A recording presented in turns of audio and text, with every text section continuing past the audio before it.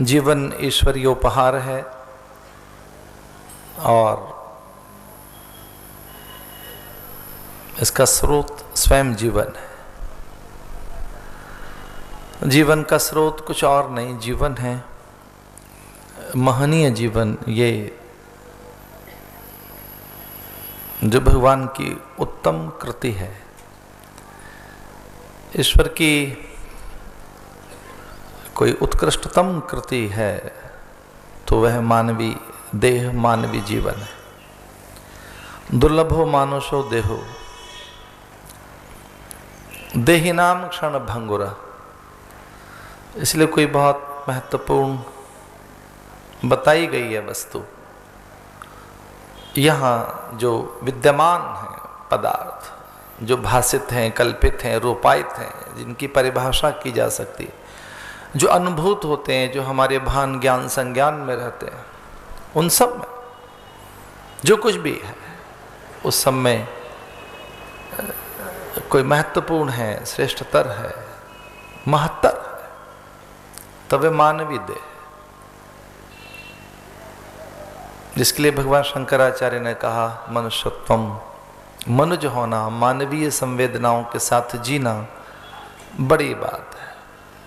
इसलिए दुर्लभतम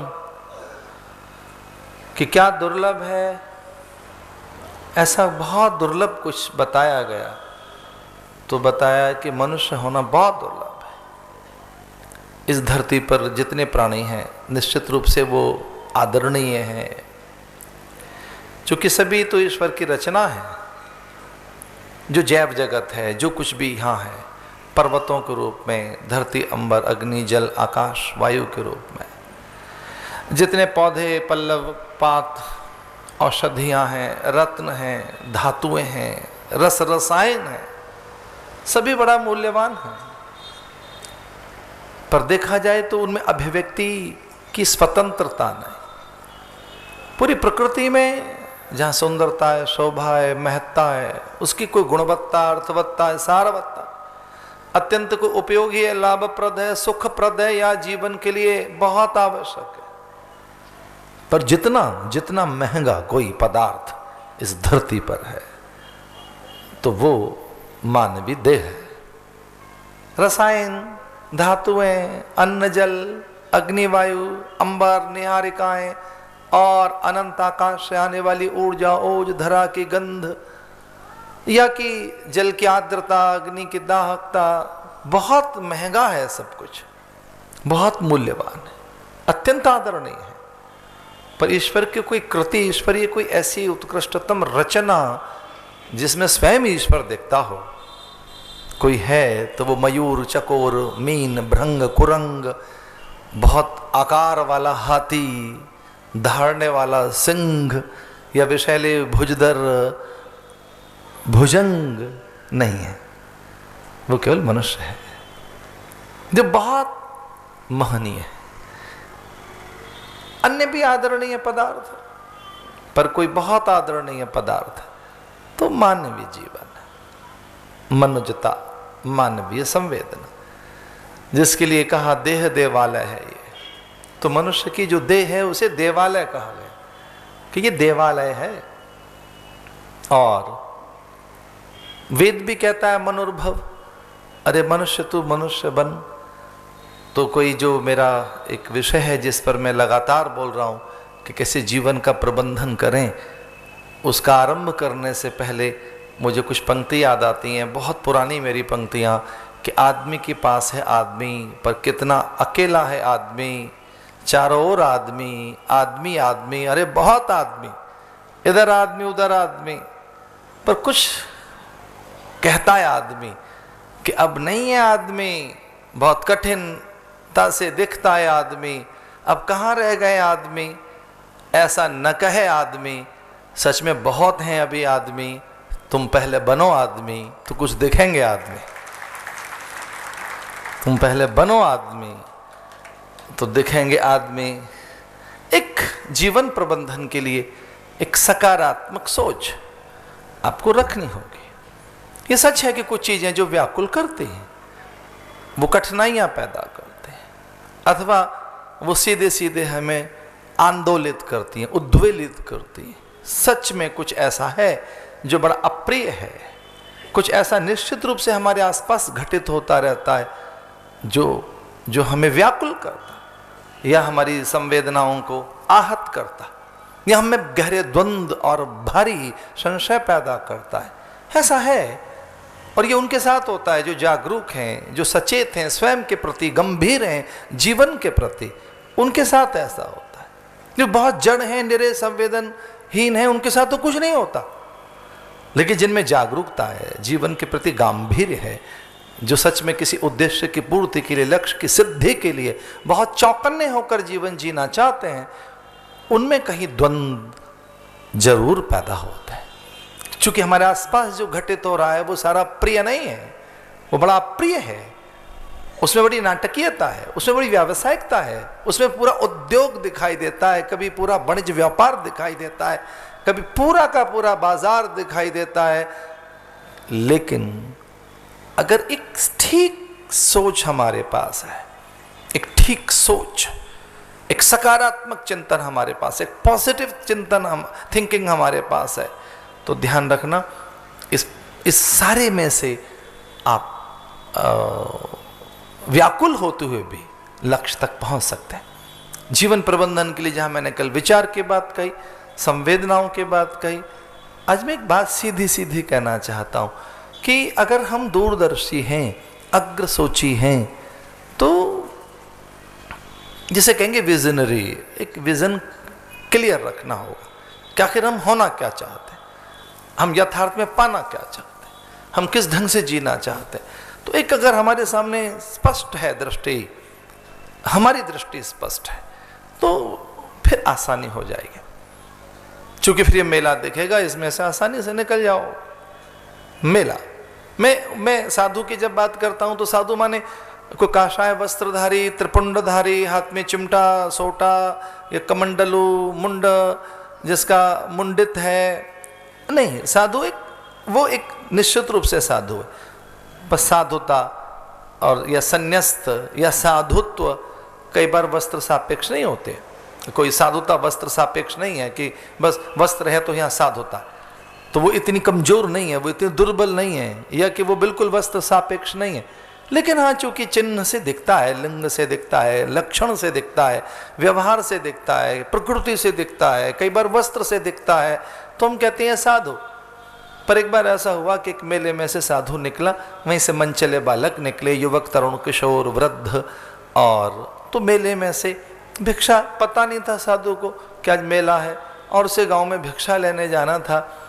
तो वो निकला मेले में से और वहाँ उसने बहुत सी चीज़ें देखी, मिष्ठान, पकवान, व्यंजन, परिधान, बहुरंगी चीज़ें, खेल तमाशे, अनेक प्रकार के कौतुक, विदूषक और एक भीड़। ये बहुत पुरानी मैं कोई बात बता रहा हूँ, उस समय की जब दूर कहीं कोई साधु रहते होंगे, गांव से दूर। तो वहाँ से वो साधु निकला, पहली बार उसने मेला देखा। मेले की भीड़ में से वो जानता नहीं था कि रोज जहाँ वो भिक्षा लेने जाता है, जिस गांव में, उसके बीच में आज कोई मेला, कोई हाट या कोई बहुत बड़ा समुदाय उसे दिखाई देगा। वो वहां से निकला उसमें से, और उसे पहुंचने में देर हो गई। सांझ को जब वो पहुंचा, देर हो चुकी थी। तो उसके गुरु ने पूछा कि देर कैसे हो गई आज आपको? तब उसने कहा कि मैं वो सब देख आया हूं जो मुझे कभी देखने को नहीं मिला। मैंने वैसे परिधान, आभूषण, मिष्ठान, व्यंजन, मैंने चहकते हुए लोगों को देखा, बच्चों के हाथ में गुब्बारे देखे, खेल देखा, दूर आकाश तक जाने वाला झूला देखा, ध्वजाएं देखी। मैंने नगर को, गांव को, सबको वहाँ देखा है पूरा, और मैं देख आया हूँ उसको, बहुत निकट से देख कर आया हूँ उसको। और फिर क्या देखा? उसने कहा मेले में मैंने देखा कि एक सुबह उत्साह था, मेले की चहल पहल थी, रंग था मेले में, मेले का चरम दोपहर तक देखा मैंने। और क्या देखा? फिर बोले जैसे ही दोपहर ढली तो मेला उजड़ते देखा मैंने फिर मेले का एक और सच देखा कि धीरे धीरे लोग अपनी दुकानें लेकर जा रहे हैं, लोग अपने घर लौट रहे हैं। फिर और क्या देखा? बोले मैंने वहाँ फिर वैसा ही देखा जैसा मैं रोज उस जगह को देखता था, कि वहाँ फिर कोई और नहीं था, वो जगह बिल्कुल सूनी थी। लेकिन और क्या देखा? बोले बिखरे पल्लव, पात, दौने, पत्तलें, चीजें। फिर क्या किया आपने? बोले उन्हें सहेज कर आ रहा हूँ, एक कोने में रख कर आ रहा हूँ और मार्ग को बुहार कर आ रहा हूँ, इसलिए देर हो गई है। एक मैं आपको ये अप्रोच देना चाहता हूँ, ये एक कि कभी हम कोई बिखरी हुई चीजें देखें, एक सजा हुआ कोई रूप देखें, उसे समझें, एक दृष्टि अपनी पैनी बनाएं, और हो सके अगर कोई चीज बिखर गई हो तो उसे ठीक करें। उसने कहा अब तो बहुत रात हो चुकी है, तो इतनी देर तक क्या करते रहे आप? उसने कहा उस जगह को साफ करता रहा जहां कोई मेला लगा था। हम कुछ देर के लिए जगत में जाते हैं, कुछ देर के लिए मेले में जाते हैं, बहुत सी चीजें पकड़ लेते हैं, बहुत सी चीजें हमारे आसपास जुड़ जाती हैं। बहुत कुछ वैसा है जिसमें आसक्ति है, आकर्षण है, अहमता है, ममता है, संबंध है, उसमें से सुख, सम्मान, सौंदर्य, अपनापन ढूंढने के हमारे निरंतर के प्रयास हैं। सच माने रोज एक मेला हमारे भीतर रहता है, और वो जब उजड़ता है, बिखरता है, तो कुछ छोड़ कर जाता है, और फिर वो वैसा नहीं रहता। मैं एक विज़न की बात कर रहा हूँ। एक ऐसी दृष्टि बनाइए कि रोज़ आपको किसी मेले में से निकलना है, और फिर वो मेला वैसा नहीं रहेगा, हर चीज़ वैसी नहीं रहती जैसी दिखती है। एक दृष्टि बनाइए कि क्या सही है उसमें से निकालने के लिए। एक सजा हुआ मेला, फिर दोपहर में ढलता मेला, सांझ को उजड़ता मेला। मुझे तो नायडू की वो रंग बिरंगी कविता याद आती है कि भोर में कुछ रंग बिरंगा वस्त्र वो बना रही है, और दोपहर में लाल रंग का सुर्ख, और सांझ को वो श्वेत रंग का बना रही। सांझ को उसने देखा कि जुलाहा कुछ और बना रहा है। एक ठीक लक्ष्य हो कि कितने दिन तक यहाँ रहना है। मैं आप में हताशा, निराशा पैदा नहीं कर रहा, मैं दृष्टि की बात कर रहा हूँ। एक दृष्टि आपको रखनी होगी अपने जीवन के प्रति कि जो कुछ आप कर रहे हैं वो कितना सही और सार्थक। एक बड़ी दृष्टि आपको बनानी पड़ेगी, एक बड़ा लक्ष्य, और उसके लिए दृष्टि। एक छोटी सी बोध कथा और सुनाना चाहूँगा, ये विषय तब स्पष्ट होगा क्योंकि बिना दृष्टांत के सिद्धांत का प्रतिपादन नहीं होता। मैं जो बात कहना चाहता हूँ उसके लिए मुझे बोध कथा याद आती है। एक कोई व्यक्ति गए, बड़े धनाढ्य थे, एक अपने गुरु के पास। उन्होंने कहा कि मेरे पास में गांव में कोई मंदिर नहीं है, गांव में कुछ ऐसा नहीं है जहाँ कोई आस्था का दीप जलाऊं, मैं संस्कार केंद्र चलाऊं, वहाँ औषधि बट सके, भूखों को अन्न मिल सके, लोग संस्कारित हो सके, कोई आध्यात्मिकता और उसका अभ्यास में हो सके। हमारे गांव में ऐसा कुछ है नहीं। तो मेरा मन है कि मैं गांव में ऐसा करूं।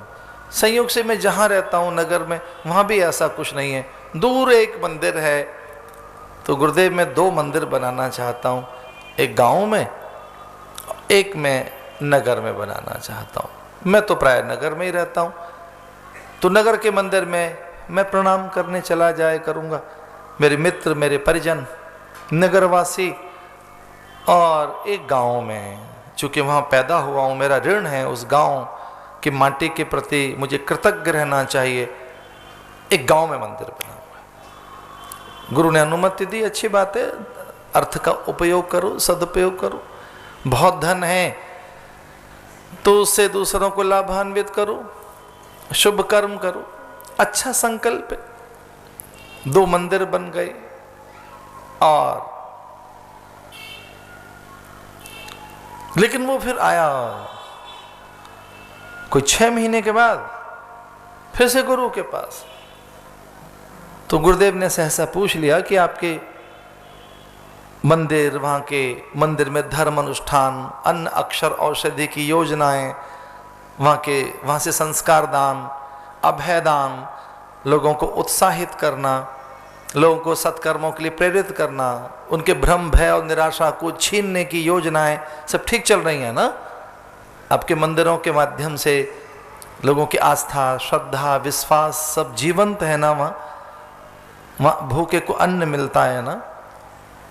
वहाँ निरक्षर को अक्षर ज्ञान होता है क्या? रोगी के लिए औषधि वहाँ मिलती है क्या? तब उसने कहा महाराज हाँ, एक बात बड़ी चौंकाने वाली है कि जो हमारे गांव का मंदिर है वहाँ तो बहुत भीड़ जाती है, वहाँ तो बहुत भीड़ जाती है, लेकिन हमारे नगर के मंदिर में कोई नहीं आता। सुविधाएं यहाँ अधिक है। बल्कि सच तो यह है कि हमारे नगर के लोग गांव में जाते। तो मैं जिस सिटी में रहता हूँ वहाँ का कोई व्यक्ति उस मंदिर में नहीं जाता दर्शन करने, वो सब गांव में जाते हैं। वहीं वैद्य के पास जाते हैं, वहीं वो पंचांग से मुहूर्त पूछने के लिए पंडित के पास जाते हैं। सारी भीड़ शहर से गांव जाती है, जबकि वहाँ मार्ग भी सही नहीं है, तेज धूप में से जाना पड़ता है, कई बार वर्षा में भीगते हैं लोग। कितनी बार ऐसा होता है कि तेज हवा चले तो वहाँ कांटे बिछ जाते हैं, मार्ग नहीं सूझता। कभी इतना गहरा वहाँ पर माटी से भरा हुआ, एक अंधकार से भरा हुआ, कभी अंधड़ तेज आंधी चले तो लगता है कि कुछ नहीं सूझा, पूरा मार्ग कई बार ढक जाता है। फिर भी गांव में जाते हैं लोग। गुरुजी ने पूछा आप क्या चाहते हैं? मैं ये चाहता हूं कि मेरे नगर का भी मंदिर आबाद हो, मेरे नगर में भी लोग दर्शन करने आए। मंदिर में इतना धन लगाया, बड़ी मूर्ति बिठाई, वहाँ सब चीज़ें हमने आरंभ की हैं लोगों के लिए, पर नगर के लोग केवल गांव में जाते हैं। तो गुरुजी ने कहा आप नगर के मंदिर में भी वैसे ही चाहते हैं? हाँ मैं वैसे ही चाहता हूँ। तो उन्होंने कहा कुछ और नहीं करना है, बस जो गांव में पुजारी है मंदिर का उसे नगर में बैठा दो और नगर के पुजारी को गांव में बैठा दीजिए, इतना करना है बस। फिर 6 महीने बीत गए। वो गुरुजी के पास गया, बोले महाराज अचम्भा, आपका मंत्र काम में आ गया, आप तो बड़े चमत्कारी पुरुष हैं। कुछ महात्माओं को इस ढंग से सिद्ध करने की कोशिश करते हैं, अरे बड़े चमत्कारी हैं ये तो, इनके पास तो सिद्धियां हैं, ये अलौकिक पुरुष हैं, इनको वाचा सिद्धि है, ये त्रिकालदर्शी हैं, ये तो भगवान के रूप हैं। और गुरुजी ने तो एक प्रयोग किया था। 6 महीने के बाद फिर गया वो गुरुदेव के पास और उसने कहा महाराज चमत्कार हो गया, वो गांव की सारी भीड़ नगर में आने लगी है। और अब एक और कठिनाई है, गांव का मंदिर ही उजड़ गया है। ये क्या हुआ? ये कौन सा मंत्र चलाया आपने? तो उन्होंने कहा मैंने कोई मंत्र नहीं चलाया, दरअसल में जो आपके गांव में पुजारी है उसके व्यवहार के कारण ऐसा होता है। वो व्यवहार में बड़ा मीठा है, व्यवहार कुशल है, मृदुभाषी है, प्रत्येक व्यक्ति के सुख के लिए जीता है, उसकी दृष्टि में बड़ी समानता है, वो हर पल का सदुपयोग करता है, कोई पल ऐसा नहीं है। तो बस मैं आपको यहाँ लेकर आ रहा था कि एक दृष्टि पैदा करो, एक दृष्टि कि जहाँ रहना है वहाँ कुछ अच्छा कर रहे हैं क्या।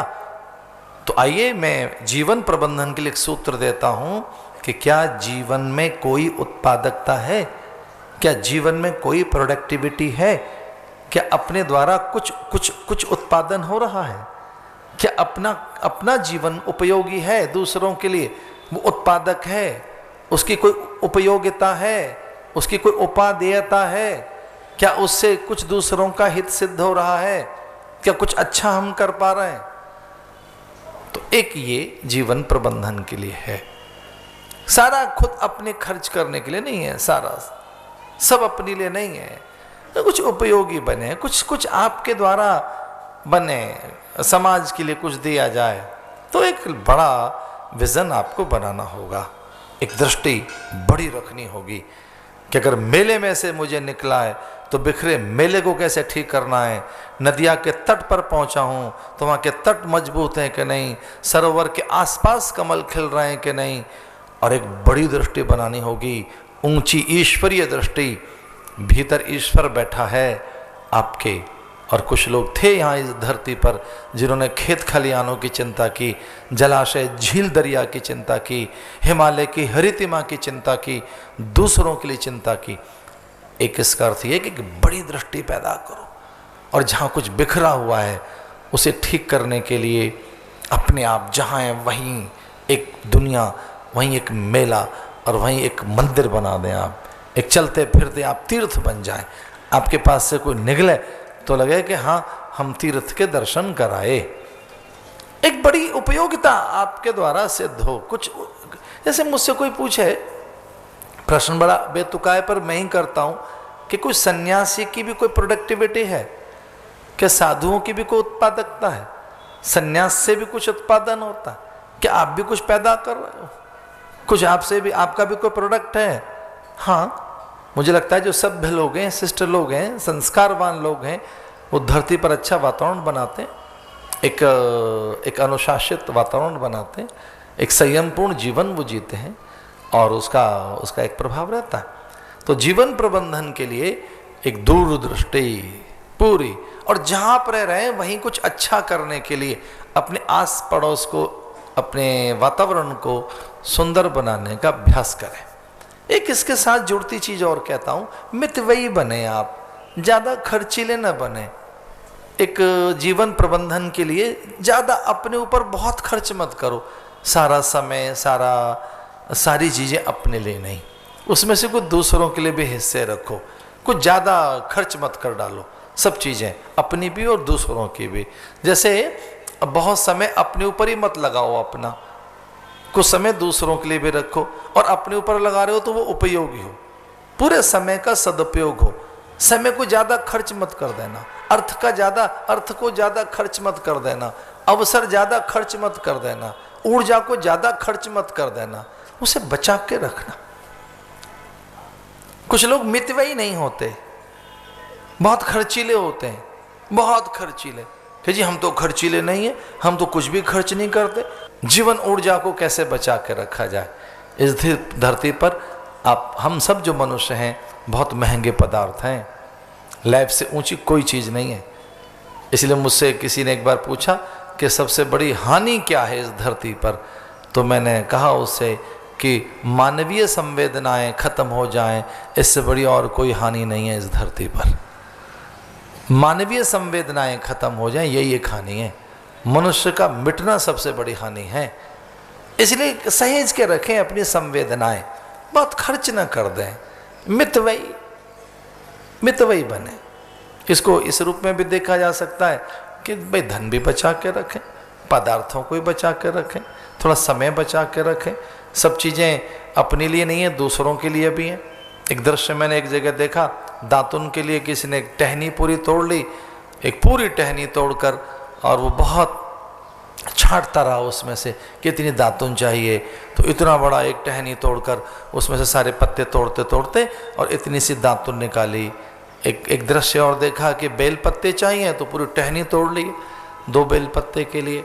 तुलसी की दल पूरा वृक्ष हिला दिया है एक तुलसी के लिए, लकड़ी के लिए पूरे वन काट दिए। तो हम अपने आसपास की चीज़ों को कम खर्च करें, केवल समय ही नहीं, सांसों को भी कम खर्च करें। उन सांसों में क्या करें? जीवन ऊर्जा की मितव्ययता। मेरा अर्थ था ये कहना कि एक दूरदृष्टा बने, एक देख सकें जीवन को पूरा देख सकें।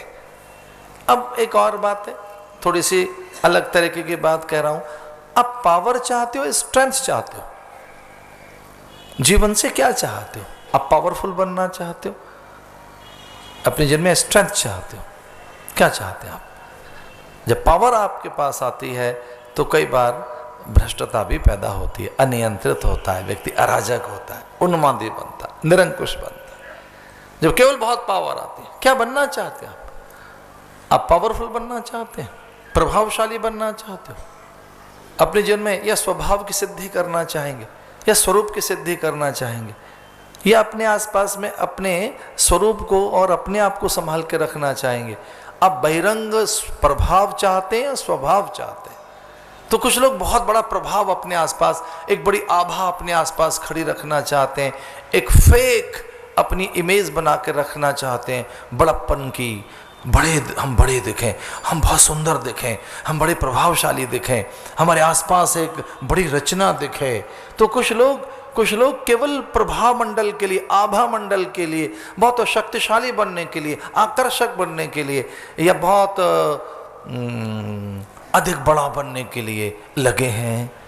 कुछ लोग लगे हैं इस बात के लिए कि हम स्वभाव में रहें, हमारा स्वभाव ठीक रहे, हमारे आसपास नैतिकता बनी रहे, हमें शौर्य बना रहे। एक बड़ी बेकार बात बता रहा हूँ और हृदय से क्षमा चाहता हूँ। अरे चलो बहनें सुंदर दिखना चाहें कोई बात नहीं, आजकल तो आदमी भी कहते हैं मैं बहुत सुंदर दिखूं। यानी एक व्यक्ति मुझसे कहा कि महाराज मैं सुंदर सा दिखना चाहता हूँ। मैंने कहा बहुत अच्छी बात है, आप पहले से बहुत सुंदर है, पर आप शूरवीर बने ये ज़्यादा अच्छी बात हो सकती है, आप साहसी बने। पुरुष के माथे पसीना अच्छा लगता है, हाँ ठीक है, मांसलता अच्छी लगती है, बॉडी बनाना चाहता है, बहुत अच्छी बात है, हैंडसम दिखना चाहता है, स्मार्ट दिखना चाहता है, बहुत अच्छी बात है। मुझसे कह रहा था कोई लड़का कि महाराज मैं हैंडसम सा नहीं लगता कुछ, मैं थोड़ा हैंडसम दिखना चाहता हूँ, मैं स्मार्ट दिखना चाहता हूँ। तो मैंने कहा अच्छा, मैं थोड़ा सुंदर भी नहीं दिखता महाराज जी, मैं थोड़ा सुंदर भी दिखना चाहता हूँ। तो मैंने कहा तुम सुंदर दिखना चाहते हो, कुछ ऐसे दिखना चाहते हो, एक कमनीयता चाहता है, शूरवीर बनेगा, पुरुषार्थी बनेगा, साहसी बनेगा, तुझमें नैतिकता, और शायद ये तेरे अंदर सद्गुण आ गए, तो मुझे ऐसा लगता है कि वो आकर्षण फिर स्थायी होगा, वो आकर्षण बड़ा स्थायी रहता है उस पुरुष के अंदर या उस स्त्री के अंदर जिसमें लज्जा है, शील है, संकोच है, संवेदनाएं, अन्य का आदर करने की भावना।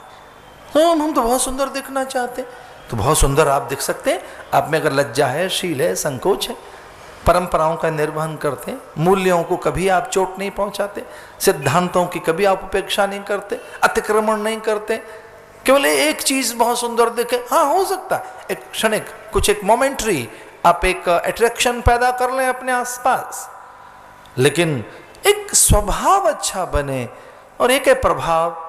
तो जीवन प्रबंधन के जब मैं बात करता हूं तो इसमें बहुत चिंता इस तरफ न दिखे आपकी कि मेरा प्रभाव बड़ा हो, मैं प्रभावशाली दिखूं, मैं आकर्षक दिखूं, एकदम मैं प्रथम दृष्टि में, और साहब कंचन जैसी काया दिखे, कमनीयता दिखे, कि आकर्षण दिखे, एक रूप मेरे आसपास दिखे, सौंदर्य मेरे आसपास दिखे, मादकता, मासलता दिखे मेरे आसपास, मेरी पर्सनैलिटी में कुछ चार चांद से लगा दो।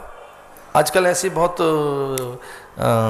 कोशिशें की जा रही हैं, बहुत तरीके का उद्यम, आज एक नया, एक कुकुरमुत्ते की तरह से एक उद्यम चारों तरफ फैला है, आओ हम आपको सुंदर बनाएं, आकर्षक बनाएं, और उसका नाम रखा गया शायद पर्सनैलिटी डेवलपमेंट। तो हो सकता है कि जिम जाना अच्छी बात है, मैं उसकी निंदा नहीं कर रहा, कसरत की, व्यायाम की मैं कभी निंदा नहीं करता, पर एक बहुत चिंता इसी बात की लगी रहे कि बहुत आकर्षण दिखना चाहिए, आंखें कैसी दिखें, कपोल कैसे दिखें, भाल चिबुक कैसी दिखे, पूरा शरीर कैसे दिखे।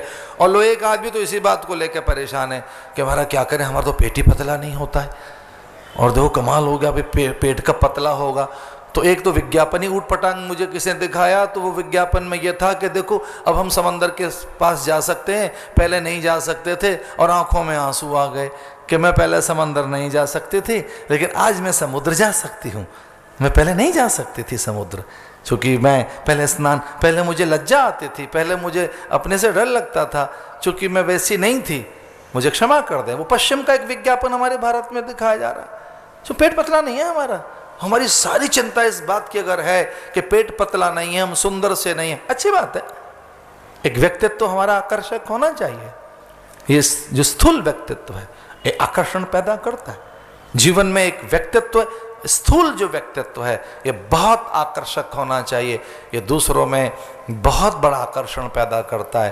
पर मैं शायद स्वभाव की बात कर रहा हूँ, ये एक प्रभाव हो सकता है, एक आभा मंडल, प्रभाव मंडल, आपके व्यक्तित्व में बहुत सी चीज, लेकिन आपकी भाषा, उसमें माधुर्य, उसमें अध्ययन, अनुभव, आपके चिंतन की उड़ान, आपका पूरा आचरण और आपके भीतर की सारी अनुभूतियां अगर आपकी वाणी से आभासित होती हैं तो सचमुच वैसी वाणी होनी चाहिए। आपकी वाणी से पता लगता है कि आपका अध्ययन कितना है, चिंतन कितना है, किस धरातल के आप प्राणी हैं, किस अवस्था में जी रहे हैं आप, और आप किन मूल्यों के आसपास रहते हैं। वाणी से लोग पता लगा लेंगे केवल एक काया में कमनीयता की चिंता न हो, केवल सुंदरता की चिंता न हो, केवल भौतिक आकर्षणों की चिंता न हो। जीवन में ये बहुत आवश्यक हो कि स्वभाव भी ठीक है कि नहीं, एक स्वभाव अच्छा बन रहा है कि नहीं, मृदुभाषी, सरल, स्पष्ट, आशावादी। तो एक तो चिंता इस बात की है कि मैं बहुत अच्छा दिखूं या मैं बहुत अच्छा रहूं। एक तो इस बात की बहुत चिंता है कि मैं बहुत अच्छा दिखूं, मुझे अच्छा दिखना चाहिए, बहुत अच्छी बात, आप अच्छे दिखें। लेकिन एक इस बात की चिंता कब पैदा होगी कि मैं अच्छा रहूं या मैं अच्छा बनूं या मुझे अच्छा होना चाहिए या केवल दिखना चाहिए। एक बहुत पुरानी बात बता रहा हूं, ये मेरे बहुत पर्सनल मैटर है, बहुत निजी कोई बात सुना रहा हूं। उस समय की जब बहुत से लोगों का सन्यास हो गया था, ब्रह्मचारी बहुत आए और उनका सन्यास हो गया, मैं फिर भी श्वेत वस्त्रों में ही था और बहुत जूनियर सन्यासी होके आगे निकल गए थे। और तब मैंने एक दिन कहा उनसे कि स्वामी जी हम पर कृपा कब होगी। तो मेरी बात समझ गए। तो उन्होंने कहा तुम लाल कपड़ा पहनकर साधु जैसा दिखना चाहते हो कि साधु होना चाहते हो। तो हमने भी ऐसे ही कह दिया उनसे कि वो एक ग्रुप था जो बहुत जूनियर था, वो तो आगे निकल गया। तो अरे तुम, हमें लगा कि ये क्या हो गया, हम तो बहुत पिछड़ गए, पीछे रह गए। तो हमने उनसे कहा कि वो हम पर कृपा कब होगी। तो उन्होंने कहा अरे तुम लाल कपड़ा पहनकर साधु जैसा दिखना चाहते हो कि तुम साधु बनना चाहते हो। तो फिर ऐसा लगा कि कुछ और तरह से शायद हमारी कार्विंग की जा रही है। फिर हमें लगा कोई शिल्प हमारे आसपास एक हो रहा है, कुछ एक शेप देने की का एक प्रयास हो रहा है, शायद हमें गढ़ा जा रहा है, शायद हमें कोई अपने तरीके से वो गढ़ रहे हैं, हमें कुछ निकालने की कोशिश की जा रही है। और वो सचमुच में कोई छैनी हथौड़ा जैसा उनके हाथ में नहीं था कि वो मुझे तराश रहे थे, लेकिन हाँ कोई कमोबेश ऐसा ही कुछ था। वो मोरलेस कुछ ऐसी चीजें थी कि वो धीरे से एक व्यक्तित्व निकल कर आए और वो हम खुद करें, स्वयं करें। तो जीवन प्रबंधन में एक प्रभावशाली आकर्षक व्यक्तित्व अपना जरूर हम बनाएं, लेकिन इस बात की चिंता भी हम रखें, इस बात की भी हमारी चिंता हो कि हमारा व्यक्तित्व उसमें स्वभाव की सिद्धि हो, हमारा सही स्वभाव, एक ऐसा स्वभाव, फिर उसी का प्रभाव होता है जिसमें हमसे नैतिकता ना छिन जाए, सरलता ना चली जाए, हम बहुत सहज रहें, विनम्र रहें।